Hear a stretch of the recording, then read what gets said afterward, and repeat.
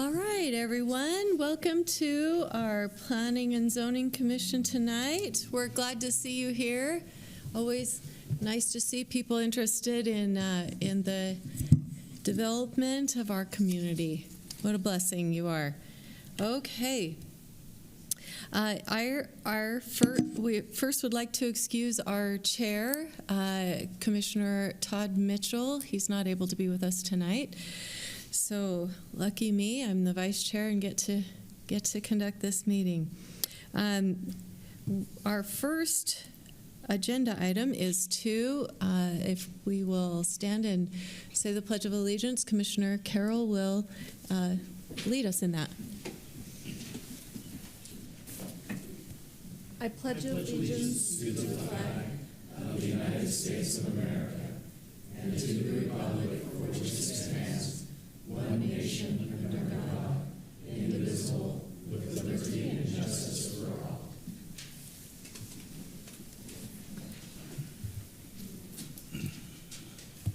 All right. Thank you, everyone. Okay. Our first item tonight is, it looks like it's a preliminary plat. I noticed the Seahawks shirt, and I just needed to say, go Hawks, keeping the theme with the last meeting. Okay. So this is the Titchen subdivision. This is located at approximately 2850 East, 700 South, and is about 5.5 acres in size. So this proposal is for a standard subdivision preliminary plat for 11 lots. Now, the standard subdivision means, if you go to the next slide, the zoning for this is actually already in place. It's R115 within a state density general plan designation. And the city council actually has, back in 2021, approved a development agreement for the 11 lots on this property, so that way that we could get a utility easement across the property. And so even though some of the lot sizes are a little bit wonky in this, it's technically already, the council has already approved the development agreement for 11 lots, which is what we have in this proposal. And it's already zoned. So this is actually just an administrative decision by you guys rather than legislative. The lots range in size from like 13,000 square feet to 17,400 square feet. The average lot size is 14,600 square feet, but we don't need the master plan development because of that development agreement. Once again, I think I have, we get a street tree plan with this one, which is excellent. We like that. If you go to the next one, this is the development agreement, or just a snapshot from it. Sorry. If you read number 4, it kind of lays out those 11 lots and how they can vary from that 15,000 square foot size. And then the next one, I think, this is the utility easement that the city acquired through the property. So it has that stub road to the east, and there's a potential future subdivision planned there as well. Hasn't gone through approvals or anything yet, but that stub road would tie into it. There's this old parcel, which I believe was an old county road that the city's taken over at some point, I believe in the 90s, something like that. And that will need to be vacated before the plat's recorded. So that's kind of one of the weird things about this, which staff will work out prior to recording. But besides for that, fairly straightforward. Do you guys have any questions? Just a comment. I appreciate that in the exhibit there's a map of the development that could hook on with this, because it looks like a long straight street in the middle of a farm field. It seems like a really strange place for that, but if you look to see what the plan is for that general area, then that street hooking onto the future development of there makes much more sense and makes me a lot more comfortable with that. Yeah. is it the same landowner with this? Different landowners, actually, yeah. All right. Any other questions for staff? Okay. No, pretty straightforward. All right. Thank you. It does seem pretty straightforward. All right. Commissioners, any comments about this? Any thoughts? Everyone knows where this is. I had to kind of zoom out on the map to look over here where this was. I had to adjust north to be the correct location because I kept looking at it the wrong way. Right. But, yeah. I Right. thought it was a great use of the property, so. Yeah. Yeah, it lines up very well. It's the sort of, I mean, I know we're talking about the square footage and we're not approving this, but the estate density residential very much fits with that, fits with what's in the area there. So Right. I don't think anything is surprising here. So. Yeah. All right. If there's no other comments or discussion, then I would entertain a motion. Okay, I would move to approve this proposed Tidgeon subdivision preliminary plat based on the following findings and subject as the city's presented. Thank you. We have a motion. Do we have a Second. second? Thank you. All right. All in favor? Hi. Any opposed? All right. That passes. Okay. Our next is a preliminary plat that has a public hearing attached to it. This is the Villas at Annie's Acres subdivision amended, and along with this, the next one will be the proposed zone change for the same area. Yes, thank you. We'd appreciate separate motions on both items, and we'll need public hearings for both since it does involve a master plan development. Rather simple request. Let's go to the next slide, please. This is the area in question. The highlighted yellow portion is a parcel roughly just over 2 acres in size. The applicant is looking to rezone that property from RR to R16 and blend it into the existing development. And so it would apply the master plan development to that property as well. Let's go to the next slide. So the additional acreage would result in this configuration for the Villas at Annie's Acres. Let's go to the next slide. On the left, you see the zoning. It kind of shows the parcel pops out a little better. So this is the existing portion of Annie's Acres that's been developed, the 47 units. And then the Villas at Annie's Acres is this area, and we're looking to add this 2 acres right here. Let's go to the next slide. So as you can see, this is the previous layout. What this will allow for is the completion of the volunteer drive improvements to Bradford Lane and River Bottoms Road, the intersection here. So this is the existing preliminary plat that the council approved back in 2024. And let's go to the next slide.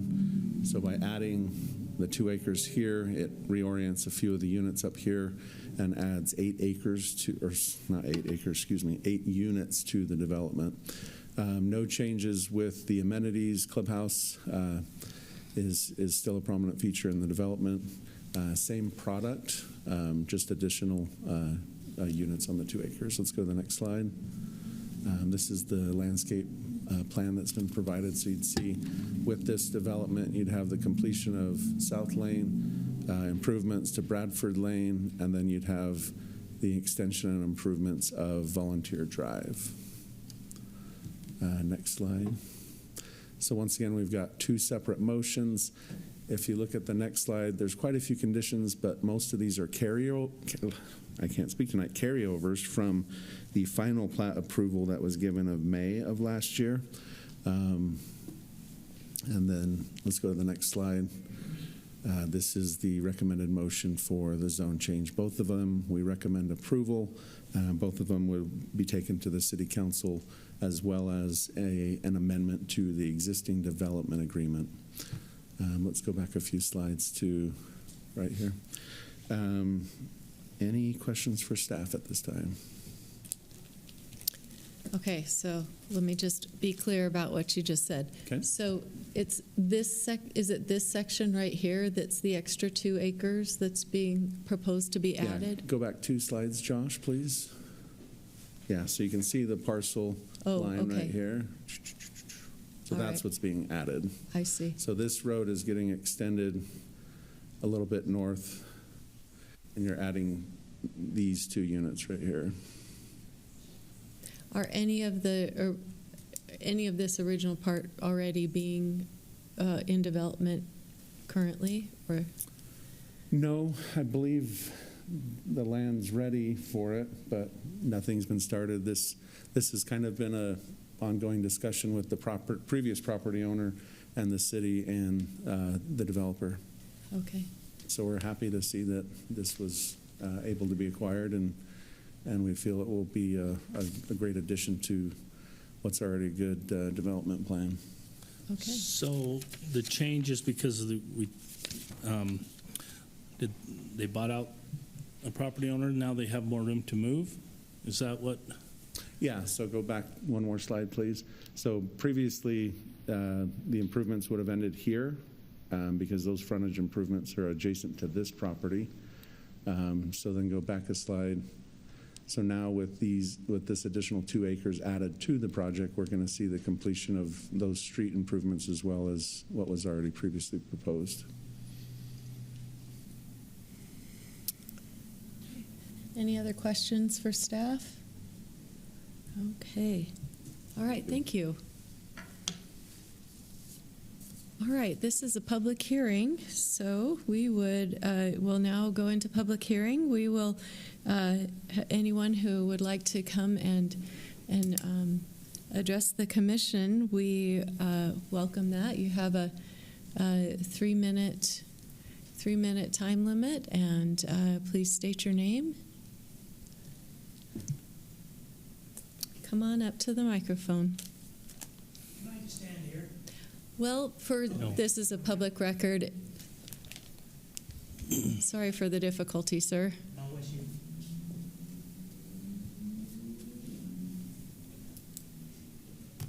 My name is Ron Stoker, and I basically just have a question how Volunteer is going to go on to Bradford Lane and River Bottoms Road. Okay, we'll make it. It's a question. Okay, we'll make a note of that and ask the staff. Okay. Thank you. Thank you.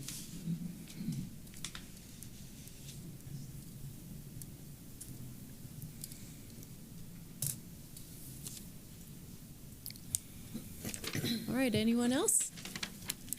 Okay, seeing none, we'll go out of public hearing and we'll have discussion with the commissioners. I think the first thing is we would love to see the answer to that question, how those roads will connect. I think Josh is pulling something up, but maybe try the next slide. This one shows a little bit of it right here, but I know we've got a different exhibit that shows the intersection improvements. It might have been with the River Run.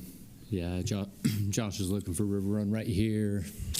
I don't know if we can zoom in a little, but you see this is existing edge of asphalt. So this lighter dot is the existing intersection right now, Bradford Lane and River Bottoms Road. River Run, which was already approved for Plat H, will build this northwest corner of the intersection. And if you remember, it was kind of tied into this existing one, a little awkward. We had a barrier because they didn't line up really clear, and we kind of had to push traffic over here to get back onto Bradford Lane. What this development actually does is lines up what River Run's going to build with Bradford Lane, with the villas. So Volunteer will still be built out full here, and now the new intersection will be here lined up, and it will just continue to tie on to existing River Bottoms Road. Go back one real quick, sorry. So right here, there's that big mill race structure. And so safety-wise, this is a great improvement because it pulls that intersection away from that structure, that drainage structure. And so it will all line up here, and then this asphalt will continue on to River Bottoms Road. So Cool.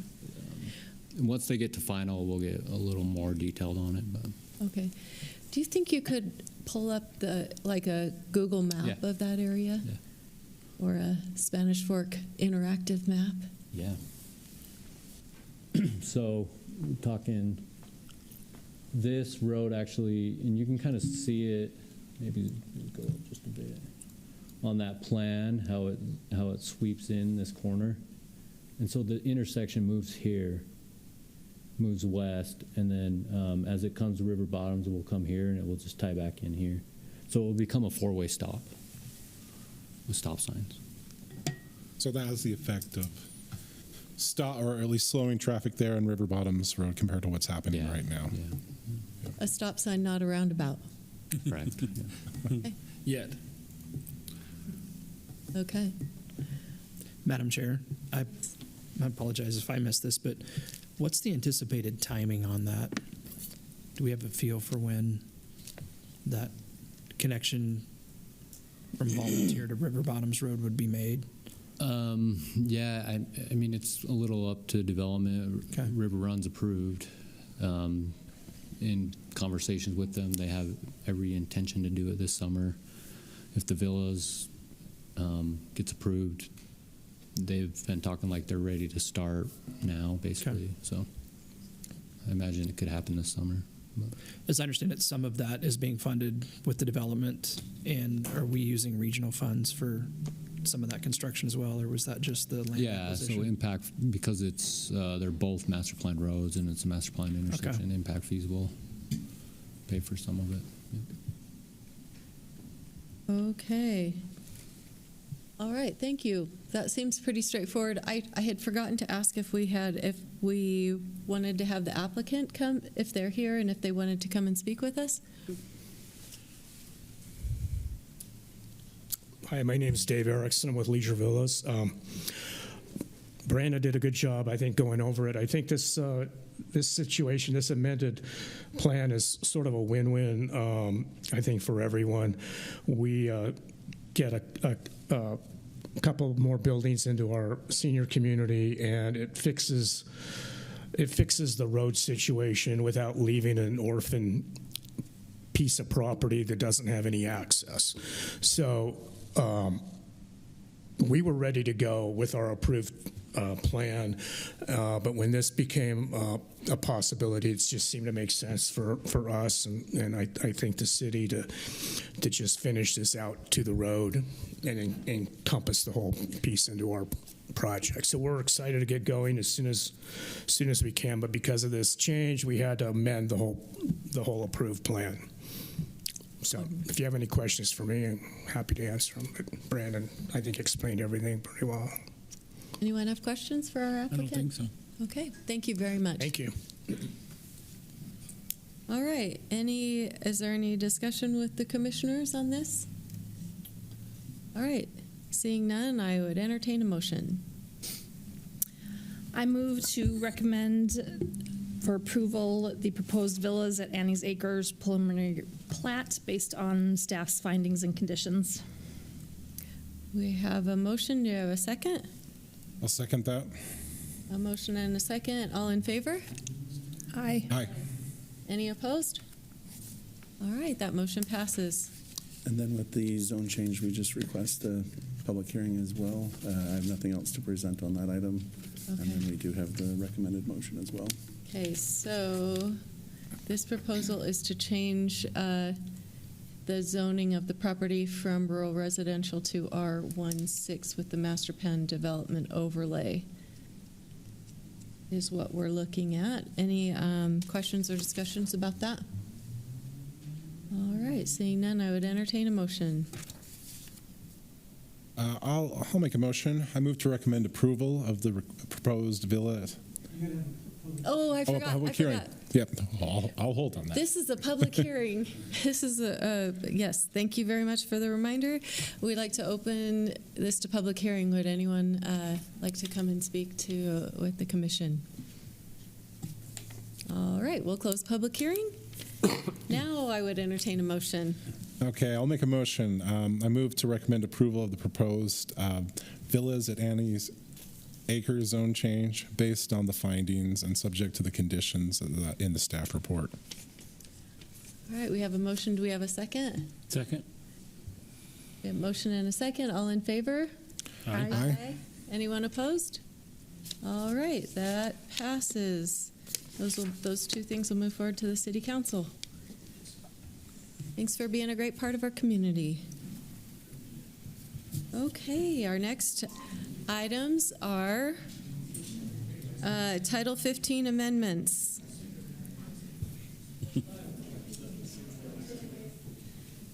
They weren't here to see us, I guess, huh? Or complain. So this first amendment relates to our reimbursable projects, specifically impact fees. So you can kind of see the language there that we have for impact fees and reimbursements. And there in the red, basically what we're wanting to add is a deadline to apply for impact fee reimbursement. And so what we're proposing is within 6 months after the project is past the final inspection, entered warranty phase, that starts the timeline for applicants to apply for impact fee reimbursement. And the reasoning behind this is just to help staff as we're preparing our annual impact fee analysis, that we know which projects have been completed and need to be added to that, and just so that they don't drag on for years and come in later. So it just helps with management of our impact fees. But Has this been a very common thing where it's dragged on? we have had a few recently that have come back more than a year after the project's been completed. And so I wouldn't say it's super common, but it does happen, and we do have a few out there that could apply that haven't yet. When do you typically get a request after everything's rounded up, when you could actually get or reimburse those or send those reimbursements? What's the typical timeline? It's within a few months, I would say. Like 2 to 3 months? A lot of developers will actually be preparing documents and have those ready to submit as soon as they pass final inspection. So typically it's pretty quick. And in the bad cases, like a year, 2 years? Yeah. Right now, there's no protection. It could go for. Yeah, it could. Indefinitely. Yeah, we have no timeline. Whereas, like, for example, our pioneering agreements, we have a set timeline there. I see. 6 months. 6 months sounds reasonable. I'm wondering, is that fairly typical industry? Is a year too long? What's the difference between 6 months and a year? I don't know processing wise that there is on our end. I mean, it could just as easily be a year. 6 months just keeps things fresh and helps. Is this for those in mind? Unit by unit, house by house, or for the whole development? For the whole development. So if they do a portion and people move in, and then they're still working on the other end, they can't ask for it until the end, until it's completely. Yeah, until they've passed their final inspection. Yeah, the full project. Of the full project, yeah. Unless they've got the project phased out, and there's different final inspections and warranty phases. In that case, I guess it could split up, but typically it's the whole development. I think 6 months seems very reasonable. I would imagine most of them want a lot quicker than that. So I think it'd be good to put a deadline on it. So that's why I was just wondering if it's phased out over the phases or the whole full project, because. So this would include some sort of communication or something like that at steps of the process, right? Obviously, we're not communicating this now because it doesn't exist. But. Right, yeah. When we have our final inspection and that's passed, we would send out a notice or a letter that they're in warranty phase and that they have 6 months to apply for any impact fee reimbursement. Great. You know what I keep forgetting to do is having our awesome staff state your name when you come to the podium and your Josh position. Wagstaff, Engineering. Awesome, thank you. Thanks so much for your terrific work for the city. Okay. All right. Any other questions? Not for me. Any other discussion? Okay, this seems pretty straightforward to me. Seems like a really good provision. I would entertain a motion. Are we recommending this for approval, or is this, Yes. Yes. oh, we need public hearing? Hearing. We need a public hearing. All right, we will go into public hearing. I'm not entertaining any motions yet. This is a public hearing. Oh, do we want to go through both and then do public hearing on both? Each one needs its own? We'll do public hearing for each one. Okay. I like We'll go into public hearing. If there's anyone from the public that would like to come and speak up to 3 minutes, state your name and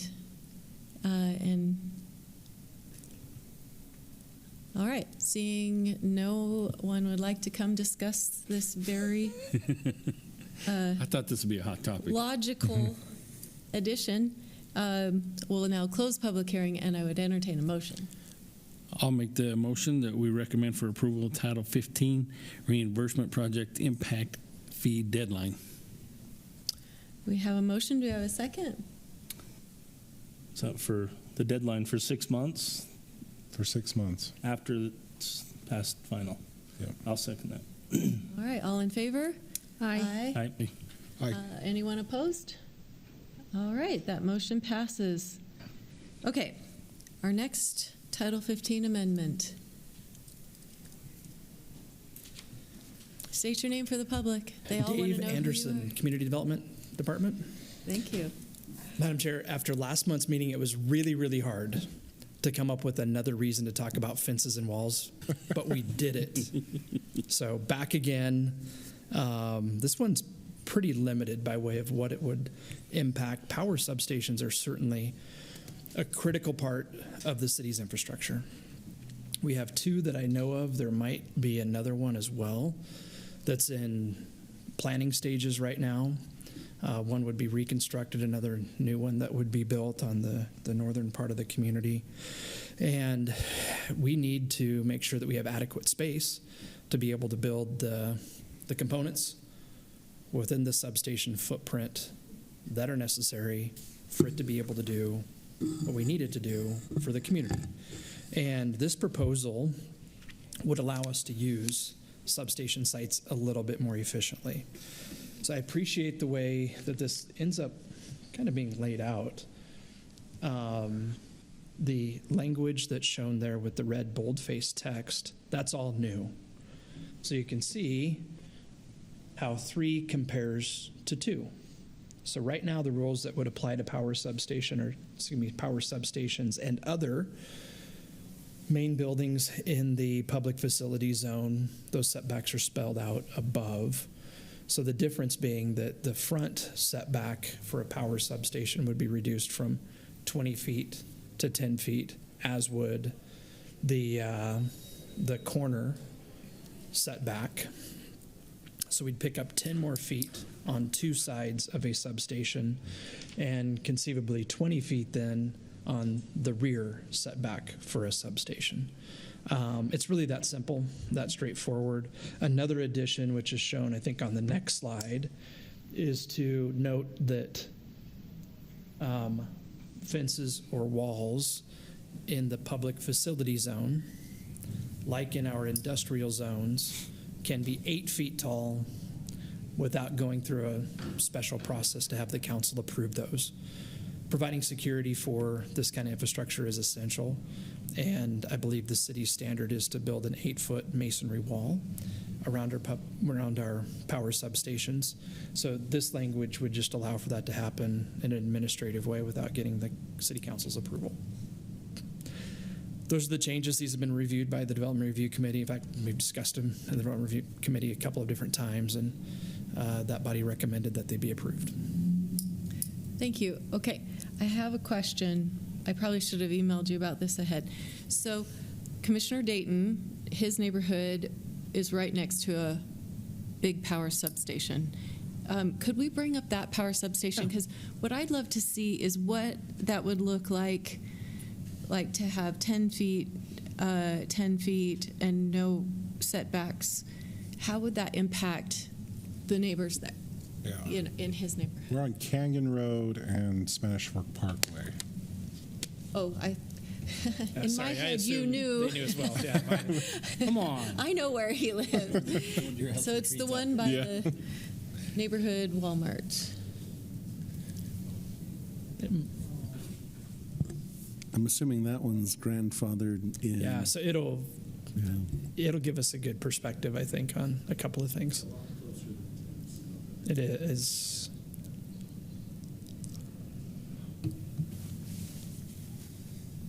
There you go. Yep. Thank you.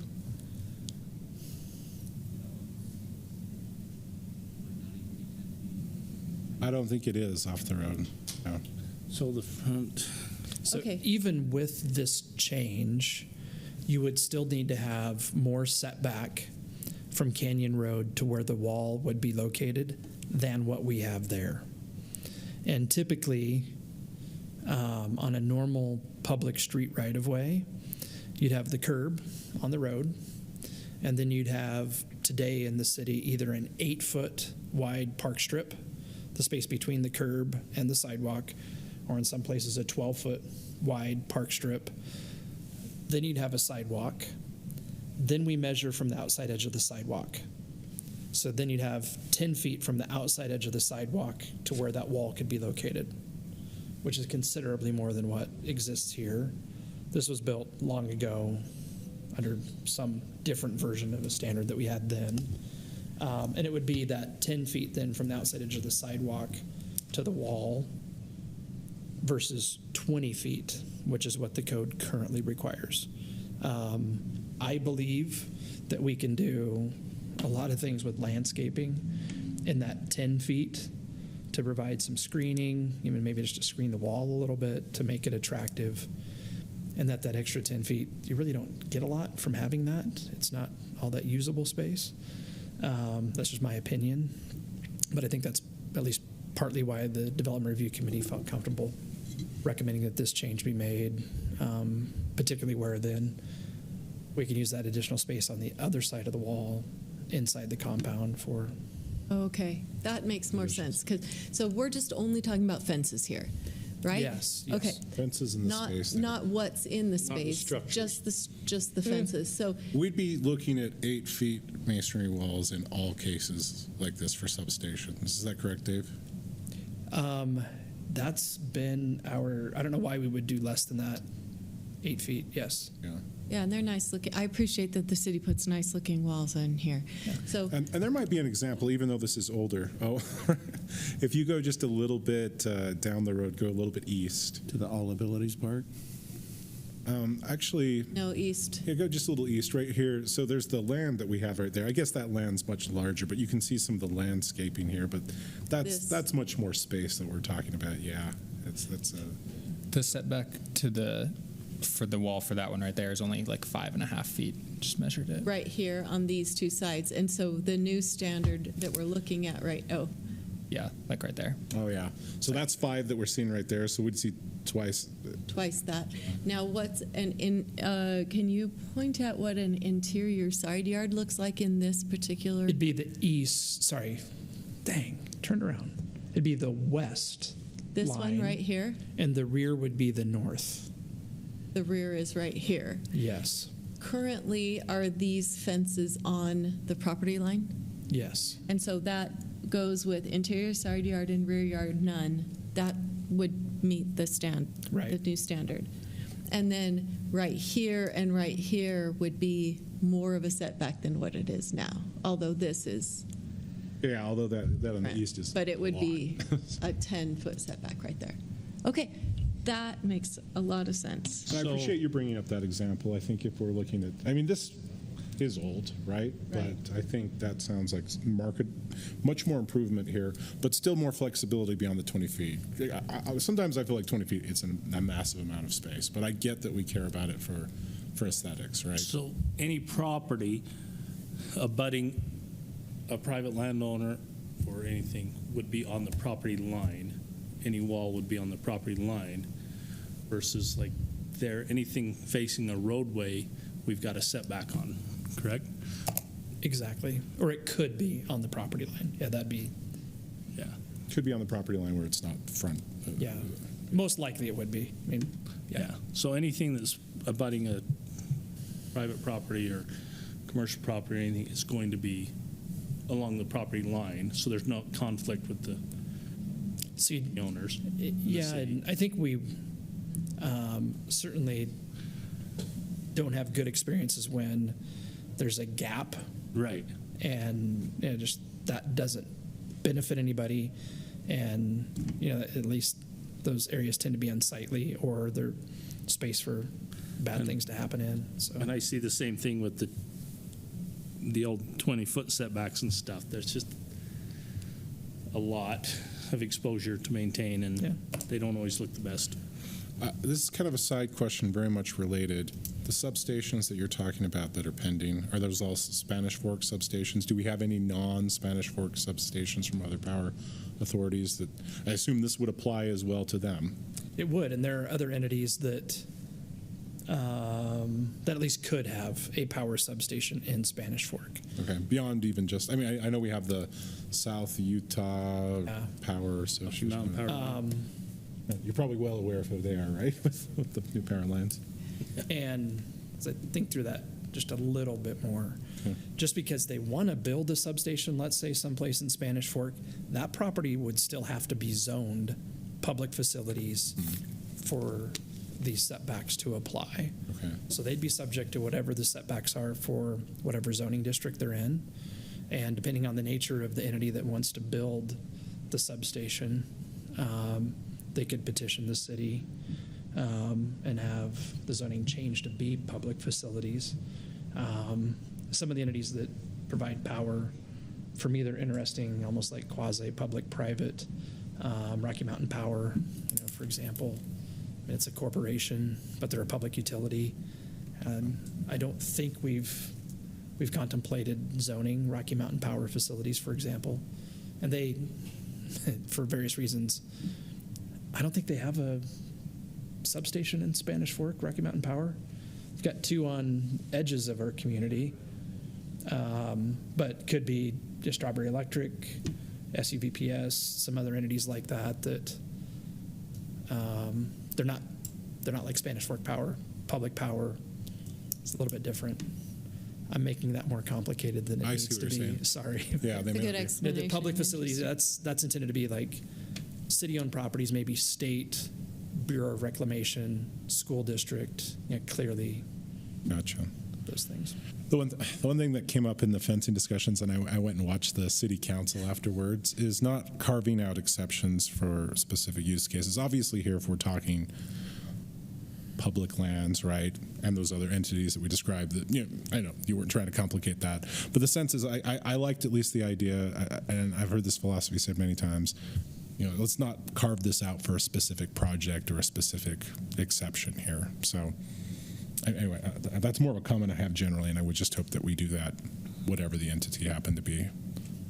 I like that philosophy. All right, thank you. It can save time in meetings as well. So,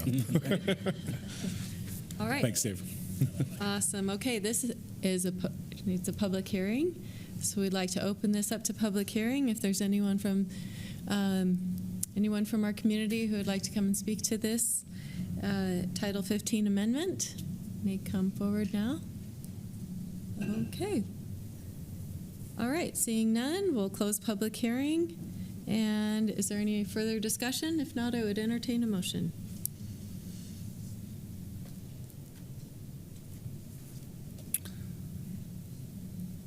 I'll move that we recommend for approval the text amendments, the Title 15 text amendments for public facility zone and fencing requirements, specifically for power substations. All right, we have a motion. Do we have a second? A second. We have a second. All in favor? Aye. Anyone opposed? All right, that motion passes. Thank you. Okay. All right. Our next agenda item is a general plan update of the land use element. Thank you. Madam Chair, thank you. I appreciate Joshua helping pass those out. I meant to give them to you before the meeting. That's simply a map that notes, and you've seen previous versions of that, the different changes on the map that are proposed from what is currently adopted to what is currently proposed.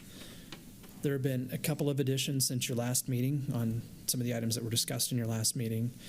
Changes, for example, to some of the properties at the intersection of 400 North and Spanish Fork Parkway. Frankly, a little more than that. We provide that just as kind of a guide in case that is helpful tonight to refer to. I'm going to talk at least briefly about the land use element and the growth management boundary together. In your February meeting, you held public hearings on both of those two items and have satisfied the requirement for having a public hearing before the Planning Commission makes a recommendation on either of those two items. So tonight, the table's set, if the commission chooses to do so, to make a recommendation on the general plan. That could take a few different forms. You could recommend that it be approved. You could recommend that it be denied. You could recommend that it be approved with changes. And then, of course, you also could continue it for various reasons for future consideration. So I think you have every possible option at your disposal now. And any questions about that, just where we are in the process? I appreciate the work that's gone into the draft, what's before you tonight, since your last meeting. Mr. Mann has done the lion's share of the work on making some changes since your last meeting. I appreciate that work. We really appreciate the conversation that we had in your last meeting. That was very helpful. We've had some dialogue as well with some city council members, and I think the document is an improved version of what we talked about last month. I've discussed, at least briefly with the commission, a few things that I would say still need to be deliberated, and I think at this point they probably need to be deliberated as much with the city council as anybody.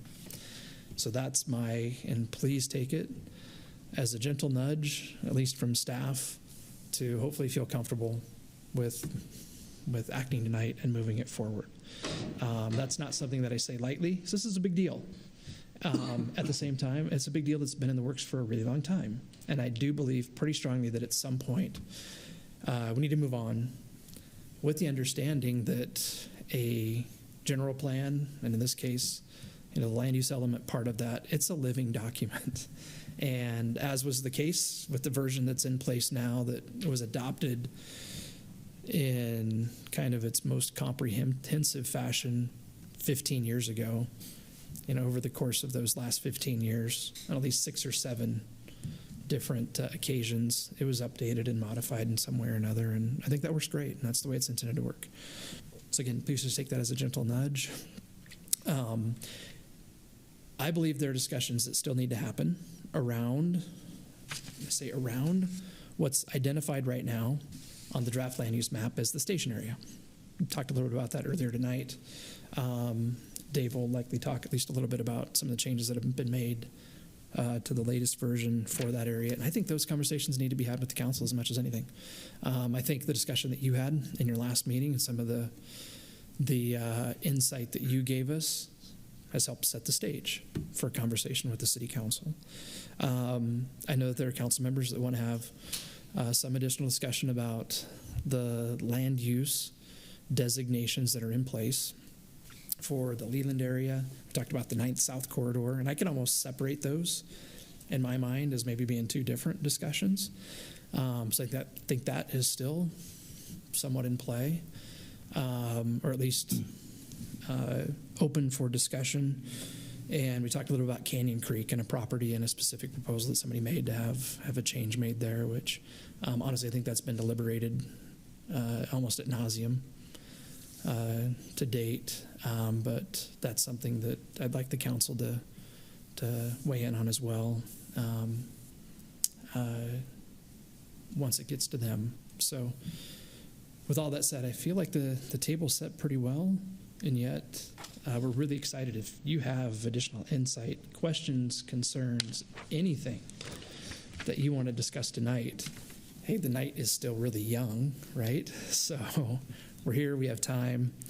I'll let Mr. Mann take over from there unless you guys have any questions for me. Thank you. All right, state your name and what you do for us in the city. My name is David Mann, and I work for the Community Development Department. We appreciate the work you do. I appreciate the work you guys do. If we go to the next slide, once again, today's progress, tomorrow's pride, something that we like to reference and include throughout the plan. So if you go to the next slide, just highlighting some of the summarizing some of the changes that have been made since the last meeting. You've got a very detailed page-by-page itemization of the different changes that have been made to help improve clarity, improve the overall direction of different aspects of the plan. But let's go through one of these, each of these one at a time. So the station area plan, there's been a lot of refocusing from where this was originally on the first draft that was talked about, where we're looking at what the current state is for development of a future front runner station, as well as any other infrastructure improvements that might take place in order for a transit-oriented development to happen here. So it definitely pulls things back to focusing on the planning that's been done up until this stage, and then leaving it up to future discussions and addressing things as more things get confirmed and more funding and support gets put in place. Go to the next slide. We also wanted to clarify, there was some language in there that didn't really address every aspect that's in state code for agriculture protection areas and the general planning process. So we wanted to make sure that that matched well and was well referenced. The main addition is that state code requires that planning commissions avoid putting inconsistent or detrimental designations on properties where there's an agriculture protection area. The key word being avoid, not necessarily you have to or you can't. It's up to the deliberation and discussion to identify whether or not that requirement has been met. The future focused growth centers did some renaming to kind of target, especially the Canyon Creek, changing that to the Dry Creek Focused Growth Center to highlight that very northern portion closest to the new interchange is kind of the idea behind having a kind of gateway development, something that's more intense because of the access that would be there, rather than looking at the entire Canyon Creek area as a whole, and as well as minor edits to help with clarity. Like Dave said, we updated some of the land use designations, and other discussions will be taking place as we move towards adoption. And one of the biggest things that changed was talking about the growth management boundary and how the policy around that would work ideally. Also referencing its relationship with APAs and not including active agriculture protection areas within the growth boundary to respect landowners' rights to continue to farm and use the property as they have been, with opportunities in the future to change their mind by pulling it out of APA. The next slide shows the new map that was created, showing the different boundaries, the current city boundary, growth management boundary, and annexation policy boundary. and then identifying where existing APAs are. You can see that there are some that are within the city, some that are marked as yellow because there's been steps taken to remove them out of ag protection, but that hasn't been completed yet. So we wanted to make sure that even 2 new ag protection areas that were recently approved a month or 2 ago have also been, the growth boundary has been pulled back to move those out of the growth boundary area. So this is the most up-to-date land use map. Go to the next slide. And then the changes that we have. But if there's any questions about some of the changes that have been made or any further information that you might think be beneficial as we move this through the process, I'd be happy to entertain that. Thank you. My first question is about the ag protection areas. So in the land use map, the last one that we're looking at right now, that doesn't have the ag protection areas on that map zoned as agricultural zones, but in the it's just the name of the map. That map, there, that one's called growth boundary map. One doesn't really have a name, so if you want to give it a name, okay. we're open to options. The growth boundary map. Sure. Is that the growth boundaries? So that shows the growth boundary as well as other boundaries. And did we decide that we'll review the growth boundary annually? Is that right? The plan says right now that it would be every couple years. Okay. Looking at a timeline of development within 3 to 5 years. Okay. So every couple of years we can kind of reevaluate things based on where things are. Okay. Just for the benefit of the public, will you tell us about, so I said the 2 different, why would we have a general plan, a forecasting map, not have those areas that are in ag protection areas as part of, to be included in this map?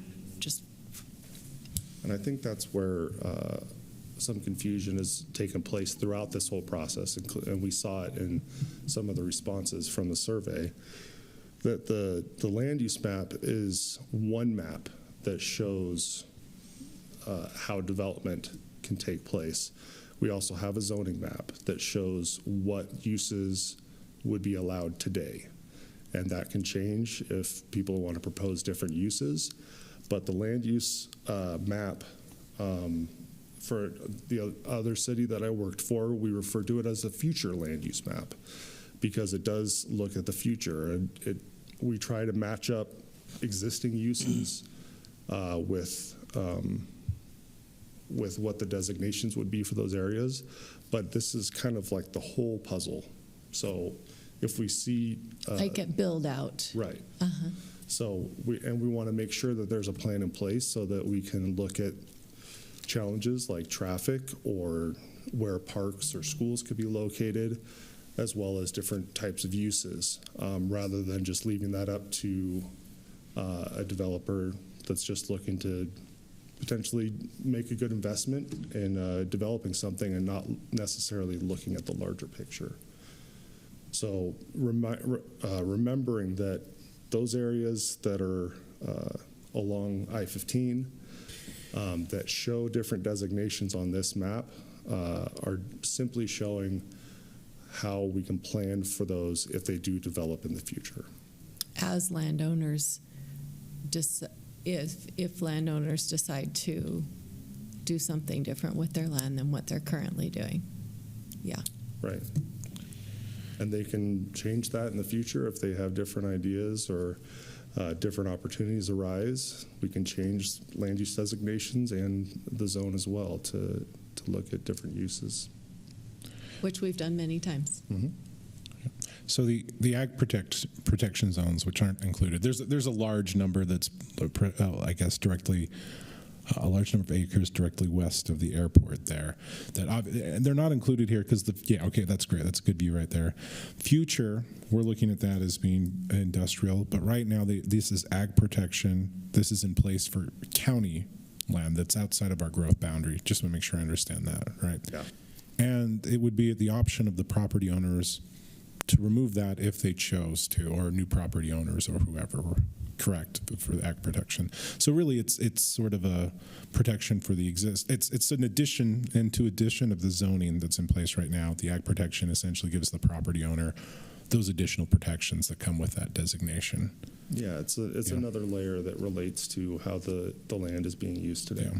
Okay, and I think that's very reasonable. I can see some of the confusion, but honestly, I think you hit it when you said the plan that we're here, this land use designation, this is sort of a future plan. This is looking forward.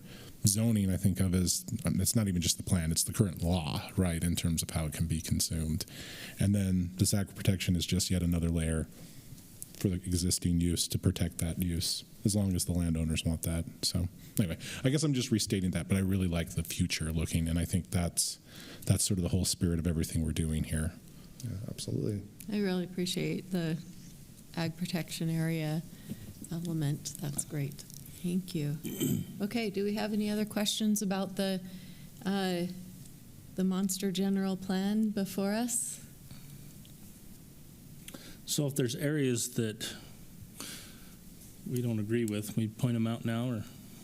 Yeah, absolutely. If there's insight that you have about potential changes that can be discussed with the council before adoption, we're definitely. So I would recommend this area right there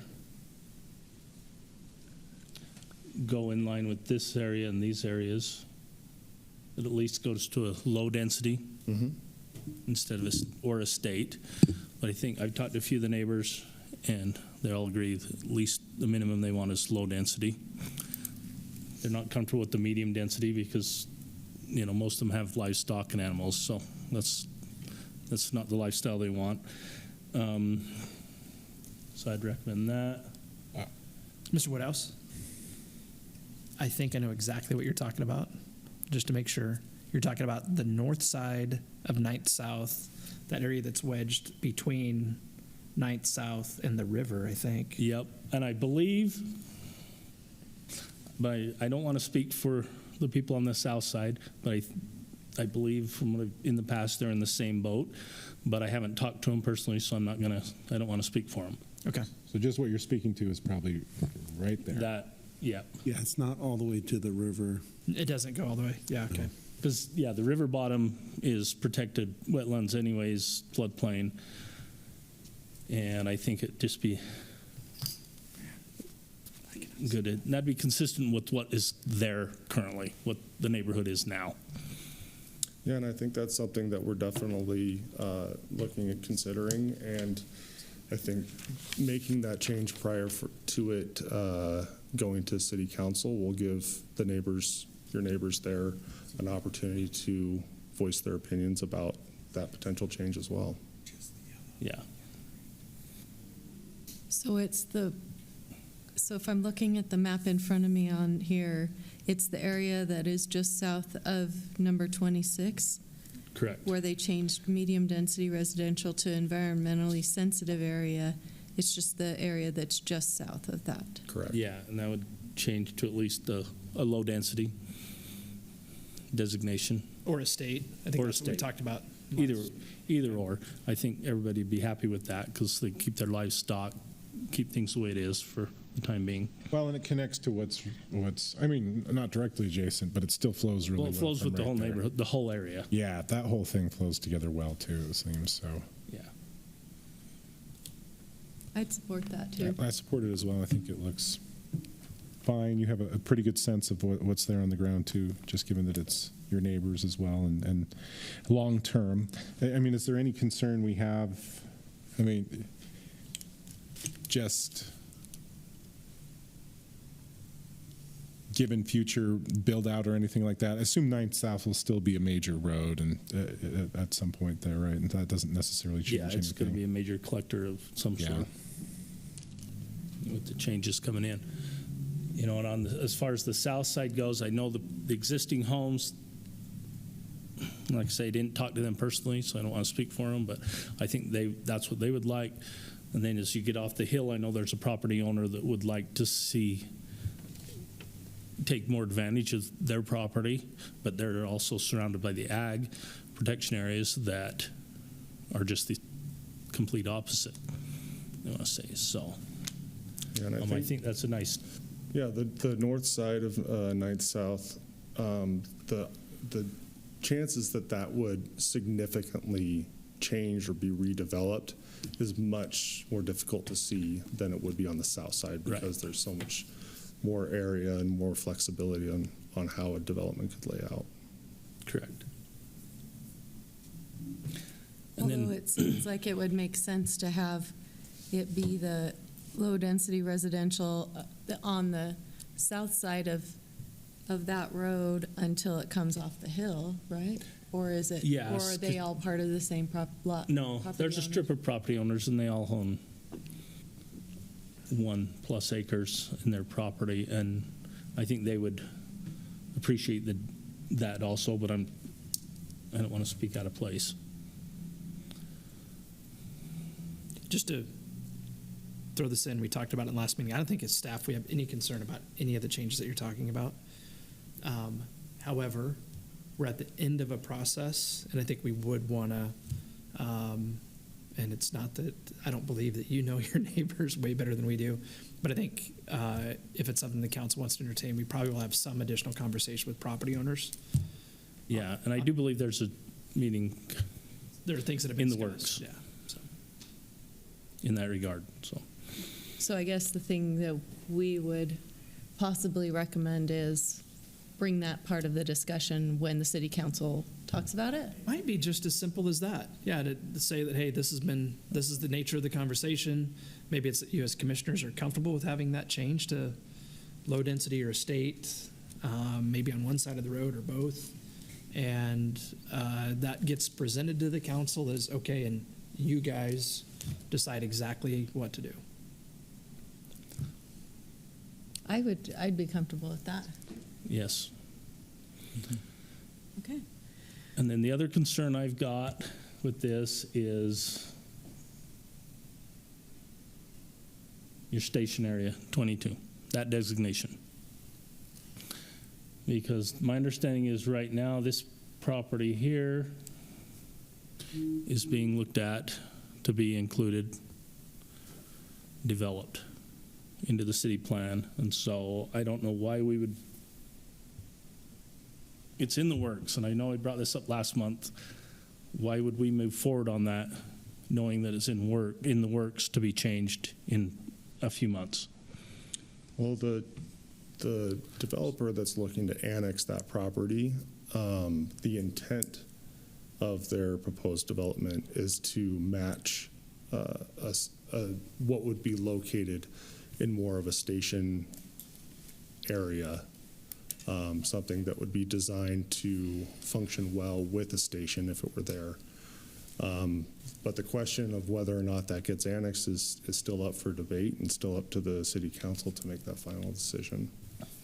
Okay, I'm just wondering why we would even touch it if it's not under annexation right now. It's outside of our growth boundaries.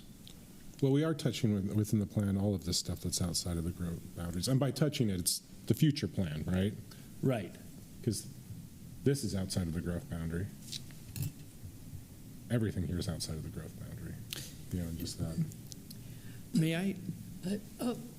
So, Mr. Mann, you're saying that the developer that is looking at that area, at developing in the area of the station area plan, we wouldn't need to change the station area plan designation for them to be able to build in that area because it fits within the parameters of what the station area plan intent is?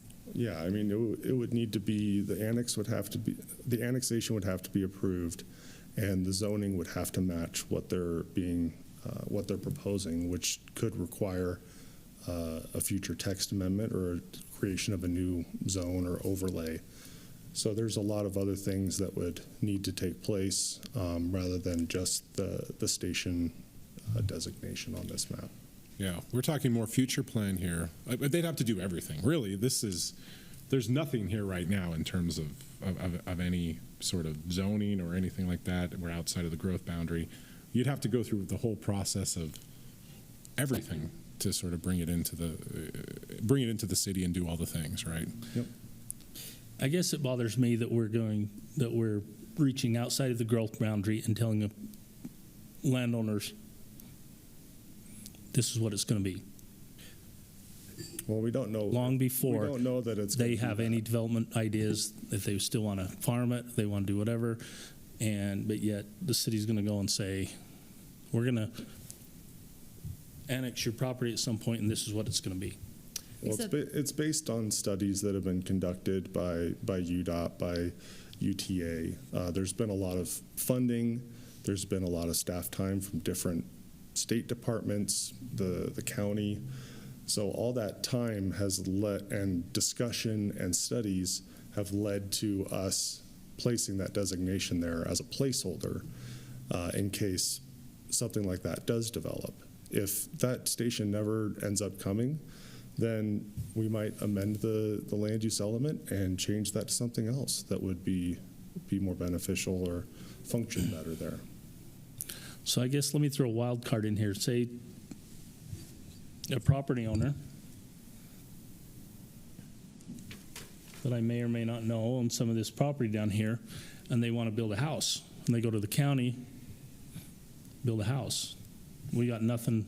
It's in the county. The city can't say anything, but yet we designate it as a station area. And they're going to build a house on their 5 1/4 acres. It's actually more than that. And, young family is going to take it out of that for the whole time and throw a wrench into the whole thing. I'm just like... Please let me pause you there. Because so far, everything that you've said, that scenario, and frankly, I would expect that that's going to happen. There are enough properties over there that I'll bet that houses get built on 5 1/4 acre lots before Front Runner comes to Spanish Fork, and there's talk about any kind of new development over there. Okay. So I think that's real. People have a right to do that in Utah County. If they meet the county's requirements, the county will issue a building permit, and that could happen. And we don't want to stand in the way of that. That's not the intent. That's my. But and this is where, and I'm going to beg for a few minutes to kind of try to unpack some of the things that really are complicated with what Mr. Woodhouse is talking about here. And we talked a little bit about some of it before, but what we don't want to do, in my opinion, is to annex land and to have a development happen in Spanish Fork that then conflicts with a future goal of having a development that supports transit and a development that makes sense where we hope someday there's a Center Street interchange. I'd hate to see, just for example, 1/4 acre lots, hundreds of those built over there, which is a development pattern that really does nothing to support the kind of investment that would be made to bring Front Runner to Spanish Fork or to take advantage of access to I-15 like an interchange would provide. So that's, I think, our vision is that if properties are going to come into Spanish Fork, we do want to exercise the foresight and have a vision about what should happen there. It's not to interfere with what anybody can do while properties are still in the county. Not at all. And incidentally, that's the city's position here. That's the city's position in the river bottoms, where some folks would like to do something other than farm. If they want to go to the county and get building permits to build on 5 acre lots, I think we've publicly said, we're not trying to interfere with those rights at all. There are challenges that exist with the proposed document as it reads and some things that are happening in that part of what we're planning for. I'll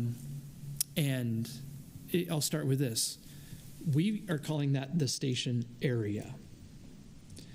The vision has been to use a different document that would complement the general plan, the land use element. That would be called the station area plan. And that plan would geographically cover the station area. Right, that's pretty basic, but I'm not sure that we're ready to move forward with the station area plan. We have a draft.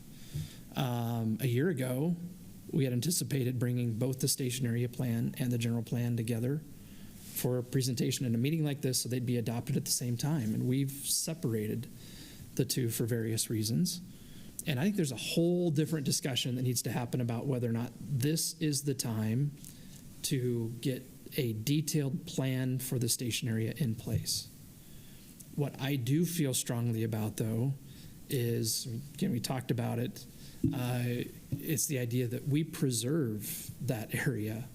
And if somebody wants to do something in Spanish Fork, we be very particular about what that looks like, how it happens, to the extent that right now, if you go to goals or strategies under our growth management, I'll just read this real quick. And this is where I think there needs to be discussion, particularly with the city council. Right now, for example, we say under strategy 1.1.4, under growth management, that we would only expand the growth boundary west of I-15, station area, west of I-15, when major transportation and park infrastructure projects are complete or underway. The previous strategy, coordinate boundary expansions when completion of key transportation investments, then in parentheses, Center Street interchange and Front Runner Station. So draft policies in the land use element suggest that it is not time to annex in the area. It's not time to expand the growth boundary in the area. And there is a conflict between that policy language and what we're presenting as a potential growth management boundary map amendment to include the area on the north side of 4th North in that area, and an annexation petition that we're currently reviewing. That's where I think we have some things that we need to sort out. The city council, they accepted the annexation petition for further study. I can't remember which commissioner it was that was here last month. That might have been you that said, well, what about this? So we had talked about that annexation and like the development design earlier that night. And since then, given it a lot of thought, and either in my opinion, the policy language needs to change or the annexation needs to be denied. It's one of the two. I don't think it makes sense to adopt a land use element with explicit language like that, and then 3 or 4 months later, annex property that, requires an action that directly conflicts with the policy language. And again, I hope you take this in the spirit that I'm trying to communicate in, but I think that's a council thing. I think they need to have that wrestle and give us direction. If you, and I think you already have, at least for Commissioner Woodhouse's part, you're giving us, your thoughts on how you think that should be dealt with. But last thought on the station area, as the document currently reads, I think it's very appropriately communicating the concept of, hey, we think this is the right place to plan for a front runner stop in Spanish Fork. And therefore, it should be treated differently. We've scaled back language, so we're not necessarily promoting the idea that a plan be adopted really soon, which again, that's a change from what we were thinking even maybe just a few months ago. And that's not to say that we have it totally right, but I think the issues that you're bringing up, I think we're thinking those through. Thanks for letting me say that. I appreciate it. It's not rocket science, but yet there are layers to the things that I think need to be considered there. And if you do one thing, then you really need to think about another thing. So it's nuanced. And again, thanks for letting me. Thank you. Thanks. That's great. And so right now, I'm going back to the agenda, and we have the general plan update, and then that involves the land use element, and then the second part is the amending the growth management boundary map. Are we talking about both of those at the same time here? They're both on your agenda for action. If you want to take them one at a time, you can. I do feel like there's some connection there. Right. So however you want. Okay, well, let's go back and make sure that we have talked about and addressed anything about the land use element of the general plan, and then we'll have you look at this other exhibit. We'll look together at this other exhibit about the growth management boundary map too. Because it all plays together, and we've been talking about both and looked at both. But any other thoughts or comments or questions, commissioners, about the land use element? Well, I appreciate what Dave said there in terms of if we have elements in here that talk about restricting growth until we have certain infrastructure in place, yet we're also looking at perhaps an annexation, that seems fundamentally unaligned. I mean, I don't want to slow down the process of this plan, but it seems like it's just kind of a logical ordering of how things have to go. That said, the annexation would come later and everything like that, but if we don't want those requirements in place as a city, I think that discussion has to take place. That might not be us, but it seems like it's a little unaligned, so to speak.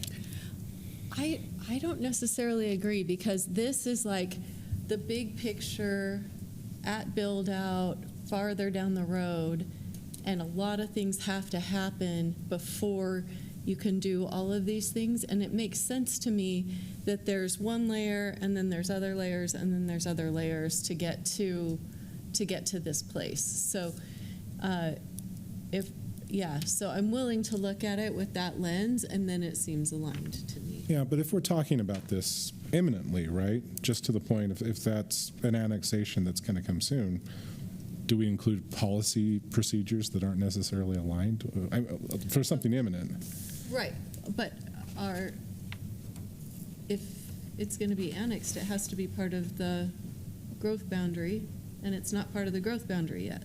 It's not. And that's not imminent. So growth boundary, we just discussed that it's either 2 to 5 years is when it'll be adjusted. And so someone can want to have it in there, have some, like, let's just say in the station area plan right now. Station area plan in number 22 right there, that's not in our growth boundary currently, correct? Correct. We just discussed that. None of it is. Right. Today. None of this on the west side, is part of the growth boundary.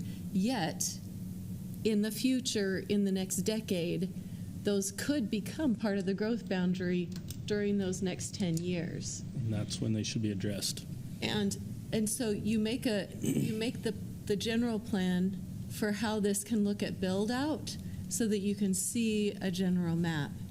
And then you take steps and steps and steps to get there. But if you don't have a vision of what it can look like in the whole future, then it's less cohesive. Yeah, and I'm not proposing we change at least what this future-looking vision, but I'm saying if it's deeper in this land use element we're talking about, not extending to the other side of 15, if we're really talking about that more in a 3 to 5 year, or maybe even less, if an annexation happens, that's much more eminent, right? And so. Well, but the last time the land use element was updated was, a whole general overhaul was 15 years. 15 years. Right. And the thing is, I think we should update this plan. I wouldn't make that a deal breaker, but it's something to consider, right? Right. Yeah. Something to consider. I'm comfortable with where we're at right now, but. And I'd say generally, I'm comfortable with leaving with at least that station area as a sort of a placeholder. Obviously, right. Maybe I'm a little different here, but I think there's a frustration that the station area plan was divorced from this. That said, I think some pretty good feedback is we don't have any assurances that station area is sort of close or will happen. And I think if we keep that separate, at some point, a stationary plan, we can work on that, and we can have that plan be part of either bring that into this plan or present that as its own element. It's something very bold, something very different than what we've seen elsewhere. So I think we still need to have that station area plan as something, right? Not necessarily included here, although it would have been nice, but we do not see a station showing up right now.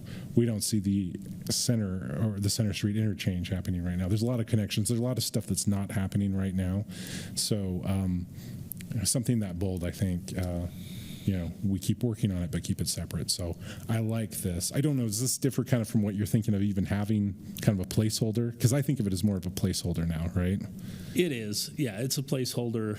I understand the desire of the city to plan it out and look ahead.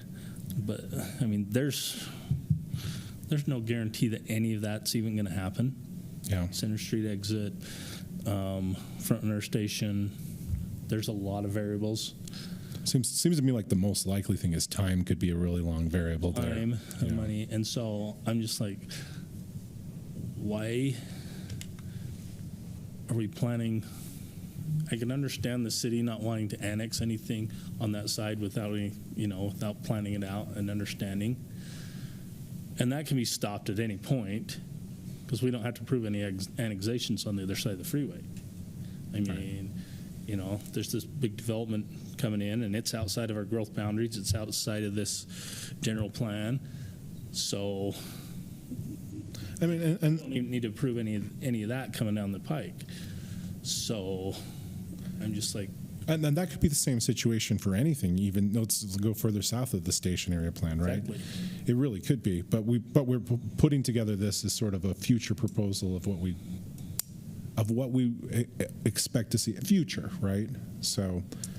I think this is addressed in our goals, right?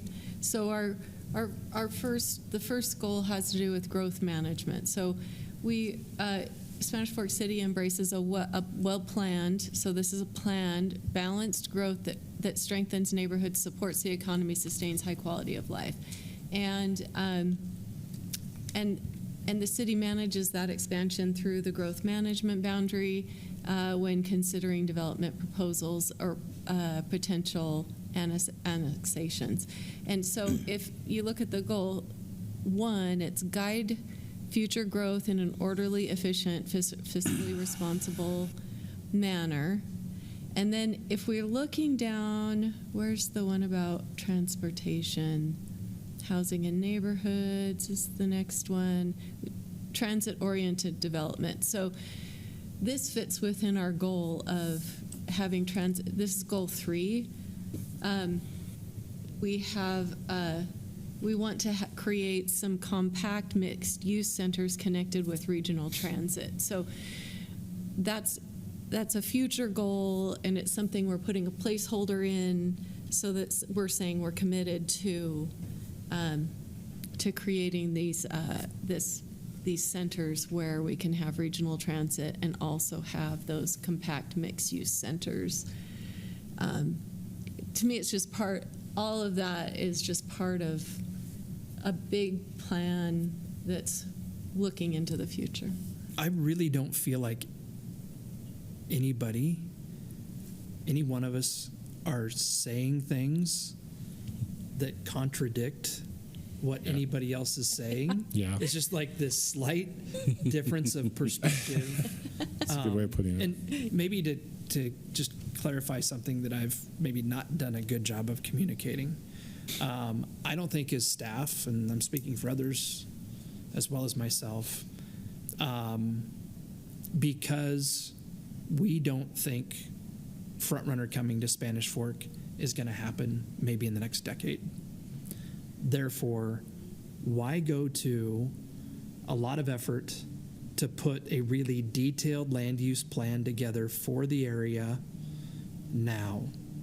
Instead, let's wait until maybe there's funding identified for the project, which when there's funding identified for the project, you're still years away from somebody being able to get on a train in Spanish Fork. At that point, your line of sight. Exactly right. Then, and we've used the word commitment. then you have more than just, UTA, they have bought a rail line. They own that. That's some level of commitment. They have spent millions of dollars on environmental work, as has UDOT on the interchange. There have been very concrete, tangible things that have happened to lead us to think that this needs to be considered, but we don't have, hey, we are going to start design in 2032 and construction in 2035, so the service is available in 2040 or something like that. So I think we've become very comfortable as staff with the idea that there's no need today. It's not going to be any more beneficial to do that detailed planning now than it will be in the future. We probably can get it better when there's more line of sight, right? When a lot of things become more clear because you're more proximate in terms of timing. And this really just does become a preservation kind of an exercise. Then we just need to deal with property owners in that area that might not want to wait, which indeed is the case with Clyde Company. And anybody can make an application for annexation whenever they want. They have a legal right to do that. Anybody can apply to have the growth management boundary changed whenever they want.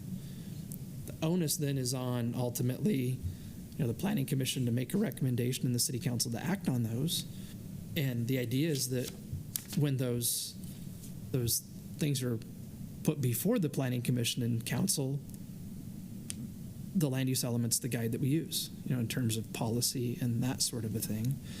Do you guys agree with me at all that I don't really feel like we're saying anything that's all that different? There are definitely different ways to look at it, but and maybe I am trying to push a little bit for some kind of unified perspective. Well, I will say, one of the first things I learned when I got here, and I remember there was a map drawn with some roads through people's property. And I was up in arms going, well, the city's trying to take their property. And I learned, after a while, I'm getting mad, that's not what it's about, right? Growth's going to happen. You ask me personally, I don't want tracks down here. Stay way up there. I want to keep our farms, but it's not about me. It's about landowners. I think we protect their land, let them do what they want, but when the time comes, we better have a map of where we think things are going to go so it's not a mess. And to me, staff has done a phenomenal job. Like I say, I don't want it, but if it's coming, you better know how to manage it, and I think this is an awesome job at that. And the best way to say that is guide future growth in an orderly, efficient, and fiscally responsible manner. Goal number 1. 100%. Commissioner Carroll, do you have comments about our land use element? I do believe we will have a front runner station in Spanish Fork one day. Unfortunately, not as soon as we hoped, but I support how it is laid out because I think we do need to plan for it and preserve the ability to use it for transit-oriented developments when it does come. And so I support the way it's presented tonight. I personally would love a front runner station right now because I take the train to the airport and I'd love to not drive to Provo. I'll drop you off in Provo. It's only 15 minutes, but yeah, I had a couple of notes. Hold on, just 1 second about this. But anyone else have any other comments, thoughts? Land use element. Maybe stepping back just a little bit. I don't think there's fundamental disagreement here on a lot of things, but I think moving this forward, I think we got some good feedback and some changes here that it may not be perfect. There may be some concerns here, but I'd really like if we could get to a point where we could move this sort of forward. I think the city council is going to dive in, and I know there's some strong opinions there, and I think it'd be good for them to work on that too and get this forward. So I guess the general sense I'd say is, I think if we don't have overwhelming concerns and we're not there's not a lot we want to change here, I'd say getting some action and getting some movement on this. Okay. I've been here for about a year on this council, and we've been talking about it quite a bit. And I think if it's truly a living document, let's give it some life, and then start working. on I like it. that idea. There's been a ton of work into this. Is it perfect? No. But we can always tweak it, move it, and we know that. And we do have a city council and a mayor. They're going to listen to ideas and the input. So I love the idea of pushing it forward and making it better as we go. Great. Okay. I've had just the thing I wrote down here for the public record is that the commissioners received an email from a landowner this last month asking for a dense housing use in an area that as we've looked at the map and made these updates, that's been designated commercial. We've carefully considered and had discussions about this area during the general plan development in the last 2.5 years and landed upon commercial for this area. With that being said, anyone that has issues with any of the land use element will have an opportunity to bring it up with the council in future meetings. We have already had our public hearing on these issues. So, do we need to take both of those agenda items vote on them separately? Do we need I to think look that's at? best for Okay, this particular. it's best. Okay, all right. Then with that, I would entertain a motion. I will make the motion that we recommend for approval of the general plan update to the city council. Second. All in favor? Aye. Aye. Aye. Anyone opposed? Aye. All right. That passes 4 to 1. Thank you very much. Madam Chair. Yes. Dave. I'm sorry, Commissioner Woodhouse. I think you've already articulated the two things in particular that you'd like to see changed with the plan. And I want to make sure we communicate those to the city council. Yeah. Are there any other things that we should add to that? Not that I'm trying to dig at all, but That's the main part, the ag area in the west side, which have been brought up. okay, great. Thank you. Appreciate that. Okay. All righty. Now we have our next thing is B with the growth management boundary, amending the growth management boundary map. Yeah, some changes have been made since the last time you saw it. Go to the next slide. Sorry, next slide. So we've taken a closer look at properties. You can see on the south end, those two smaller green areas are recently approved ag protection areas. So based on the policy that we're seeking to establish with the growth management boundary, we pulled those out of the growth management boundary for this time until property owner would look at pulling it out of ag protection and opening it up to consideration to add it to the growth boundary. The yellow portions, on the very north end, we've got the recent money annexation that's close to getting recorded, as well as other developments that are within city boundary. The other yellow portions on the west side are two other annexations, one being the 1050 West annexation that is kind of still the big question mark about whether or not it would be included.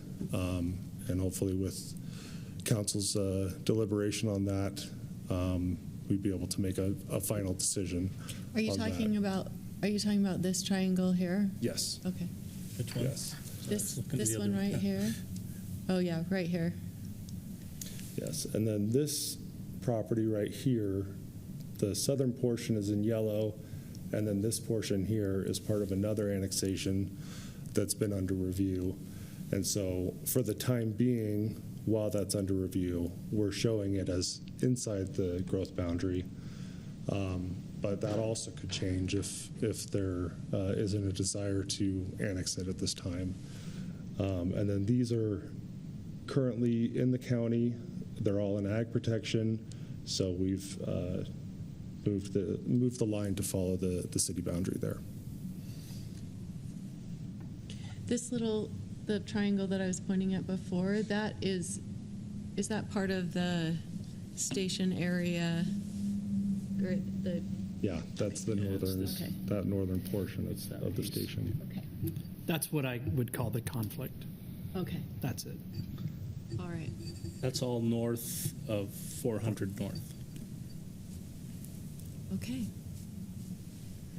All right, so those are the only changes so far, or those are the only changes proposed to the growth management boundary. Yeah, so the green are areas that were in the growth boundary that we're pulling back out. Because they're in And then ag the yellow protection. is what we would be adding in. Okay. Great. All right. Thank you. All right, any discussion on this update for the growth management boundary? So this seems to address most of the concerns that were brought up last month with the growth boundaries being expanded to include that piece, and then the ag areas taken out. Yeah, and you can the other map that's new in this recent draft kind of shows that by having the boundaries on there as well as the ag protection, so you can kind of see that really. Okay. Okay. All right, any discussion, questions? If not, I would entertain a motion. I'll just make one comment. I think we give down here in the ag zone right here. I mean, this is kind of clear what our intent is, and we're following it up with our growth boundary here, and just I like that as well. Obviously, what we talked about last week, or last month, we're bringing that in as well. It just feels like it's some technical changes here, and then the money property, we know that's going to do things. Anyway, I feel like we're following along with what we're talking about here, and we're not contradicting It's a lot ourselves. cleaner. Yeah. Okay, thank you. All right, any other discussion, commissioners? All right, if not, I'd entertain a motion.